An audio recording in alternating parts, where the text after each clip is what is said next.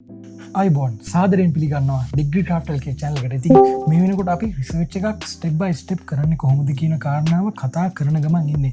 ඉතින් අද අපට කතා කරන්න තියෙන්නේ රිසර්ච් ඔබ්ජෙක්ටිව්. එහෙම නැත්නම් පර්යේෂණ අරමුණු කොහොමද හදාගන්නේ කියන කාරණාව. ඉතින් වැඩි විස්තර කතා කරන්න අපි ඉක්මනට යන වීඩියෝ එකට. ඔයා channel එක තවම subscribe කරලා නැත්නම් අනිවාර්යෙන් subscribe කරන්න අමතක කරන්න එපා. මොකද රිසර්ච් එකක් step by step කොහොමද කරන්නේ කියලා මේ channel එකෙන් අපි දිගටම ගෙන්න බලාපොරොත්තු වෙනවා. රිසර්ච් ඔබ්ජෙක්ටිව්ස් එහෙම නැත්නම් පර්යේෂණ අරමුණු. රිසර්ච් ඔබ්ජෙක්ටිව්ස් හදන්න කලින් අපට අනිවාර්යෙන් ඕන වෙනවා රිසර්ච් ටොපික් එකක්. ඉතින් ඔයාලට රිසර්ච් ටොපික් එකක් නැත්නම් මේ උඩින් පෙන්නන ලින්ක් එකට ගිහිල්ලා ඔයාලට පුළුවන් ඔයාගම ගිහිල්ලා නිවැරදිව සහ ඉක්මනට රිසර්ච් ටොපික් එකක් හදාගන්න. ඉතින් අපි එහෙනම් කතා කරමු රිසර්ච් ඔබ්ජෙක්ටිව්ස් හදන්නේ කොහොමද කියලා. සාමාන්‍යයෙන් රිසර්ච් එකක් ගත්තාම රිසර්ච් ටොපික් එකක් අපි ගාව දැනටමත් තියෙනවා. ඒක අපි ලෙක්චර් කෙනෙක්ගෙන් කන්ෆර්ම් කරගෙන ඉන්නේ. ඉතින් මේ රිසර්ච් ටොපික් එකට අපි හදන්න ඕන ජෙනරල් ඔබ්ජෙක්ටිව් එකක්. ජෙනරල් ඔබ්ජෙක්ටිව් එක කියලා කියන්නේ පොදු අරමුණක්. ඒ පොදු අරමුණෙන් පස්සේ අපි ස්පෙસિෆික් ඔබ්ජෙක්ටිව්ස් හදන්න ඕන. ස්පෙસિෆික් ඔබ්ජෙක්ටිව් කියලා අපි කියන්නේ උප අරමුණු. පොදු අරමුණට සමගාමීව අපි උප අරමුණු කීපයක් හදන්න ඕන. අපි වීඩියෝ එකේ අන්තිමට කතා කරනවා උප අරමුණු කීයක් තිබුණොත්ද ඔයාගේ රිසර්ච් එක සාර්ථක කරගන්න පුළුවන් කියලා. රැඳිලා ඉන්න දිගටම වීඩියෝ එකත් එක්ක. සරලවම රිසර්ච් ඔබ්ජෙක්ටිව් කියලා අපි කියන්නේ ඔයාගේ රිසර්ච් ටොපික් එකේ තියෙන කරුණු ඔප්පු කර ගැනීම සඳහා කොටස් කීපයකට අපි මේ රිසර්ච් එක හදාගන්න එක. මෙන්න මේ විදිහට ඔයාගේ රිසර්ච් ටොපික් එකේ තියෙන කරුණු කොටස් කිහිපයකට බෙදාගත්තට පස්සේ අපට ඒ කරුණු කොටස් වශයෙන් ඔප්පු කරන්න පුළුවන්. ඔයා අහලා ඇති රිසර්ච් එකේ තියෙන chapter එකක් data analysis කියලා. මේ data analysis කියන chapter එක තුල අපි ගාව තියෙන objectives අරගෙන එක එක objective එකට කරුණු ඔප්පු කරමින් රිසර්ච් එක කරගෙන යන එක. ඉතින් ඔයාලට මේක උදාහරණයක් අරගෙනම මම පැහැදිලි කරන්නම්.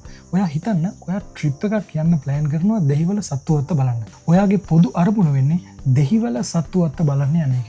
හැබැයි ඔයාගේ පොදු අරමුණ ඉටු කර ගැනීම සඳහා ඔයාට උප අරමුණු කීපයක් එහෙම නැත්නම් අපි සරලවම කිව්වොත් ප්ලෑන් එකක් අවශ්‍ය වෙනවා.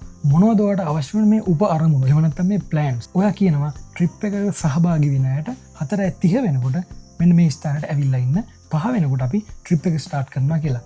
ඉතින් ඊට පස්සේ උදේ ආහාර වේල ගන්න ස්ථානය සහ වෙලාව ඔයා ප්ලෑන් කරනවා. ඊට පස්සේ ඔයා ප්ලෑන් කරනවා මෙන්න මේ වෙලාව වෙනකොට අපි දෙහිවල සත්තුවත්තට ඇතුල් වෙනවා කියන කාරණාව.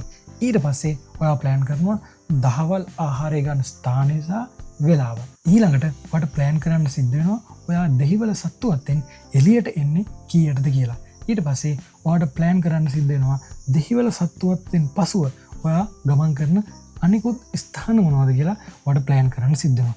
රාත්‍රී ආහාර වේල ගන්න ස්ථානය සහ නැවත නිවස් කරා පැමිණෙන වෙලාව ඔයාට පැහැදිලිවම මේව ප්ලෑන් කරලා තියාගන්න වෙනවා. එහෙම ප්ලෑන් එකක් නැතුව ඔයා ට්‍රිප් එකක් ඕගනයිස් කරොත් සාර්ථක වෙන්න තියෙන සම්භාවිතාවය ගොඩක් අඩුයි. ඉතින් මේ concept එකම අපිට පුළුවන් රිසර්ච් එකකට ඇප්ලයි කරන්න. ඉතින් ඔයාගේ රිසර්ච් එක සාර්ථක කරගන්න ඔයා උප අරමුණු අනිවාර්යයෙන්ම කීපයක් ඇතුළත් කරන්න ඕන. ඒ උප අරමුණු 4 හෝ 3 එහෙම නැත්නම් 5 6 ඔයාගේ රිසර්ච් එකේ තියෙන උප අරමුණු කවර් කරලා ඉවරුණාට පස්සේ එහෙම නැත්නම් උප අරමුණු වලට අදාළ තොරතුරු ඔයා එකතු කරගෙන විශ්ලේෂණය කරාට පස්සේ නිකම්ම ඔයාගේ රිසර්ච් ටොපික් එකේ තියෙන කරුණු ඔප්පු වෙලා තියෙනවා. මම හිතනවා ඔයාලට මම කියපු දේ පැහැදිලි ඇති කියලා. ඉතින් සාමාන්‍ය විදිහට රිසර්ච් එක ජෙනරල් ඔබ්ජෙක්ටිව් එහෙම නැත්නම් පොදු අරමුණු එකයි අපි පාවිච්චි කරන්නේ. ස්පෙસિෆික් ඔබ්ජෙක්ටිව් එහෙම නැත්නම් උප අරමුණු කීපයක් අපිට භාවිතා කරන්න පුළුවන්. කවුරු හරි ඇහුවොත් රිසර්ච් එකකට උප අරමුණු කීයක්ද තියෙන්න පුළුවන් කියලා ඒකට උත්තරේ තමයි එහෙම නිශ්චිත ප්‍රමාණයක් නැහැ. අපට ඕනනම් එකක් දෙකක් 10 15ක් උනත් ගන්න පුළුවන්. හැබැයි අපි අන්ඩර් ග්‍රැජුවේට් ලෙවල් එකේ රිසර්ච් එකක් කරනවා නම් අපේ පහසුව ගැන සහ අපිට මේක ලෙහෙසියෙන් කරගන්න පුළුවන් විදිහට මේ රිසර්ච් ඔබ්ජෙක්ටිව් අපි හදා ගන්න ඕන. මගේ ඔපිනියන් එක නම් ඔයාගේ රිසර්ච් එකේ තියෙන ඔබ්ජෙක්ටිව්ස් එහෙම නැත්නම් ස්පෙસિෆික් ඔබ්ජෙක්ටිව්ස් ප්‍රමාණය 3ත් 5ත් අතර තියාගෙන යනවා නම් ඉතාම හොඳයි. සරලම කිව්වොත් ඔයාගේ රිසර්ච් එකේ ඔබ්ජෙක්ටිව්ස් 4ක් තියෙනවා නම් ඔයාට ලේසියෙන් පහසුවෙන් මේ රිසර්ච් එක වෙහෙසෙන්නේ නැතුව කරන්න තියෙන සම්භාවිතාවය වැඩි.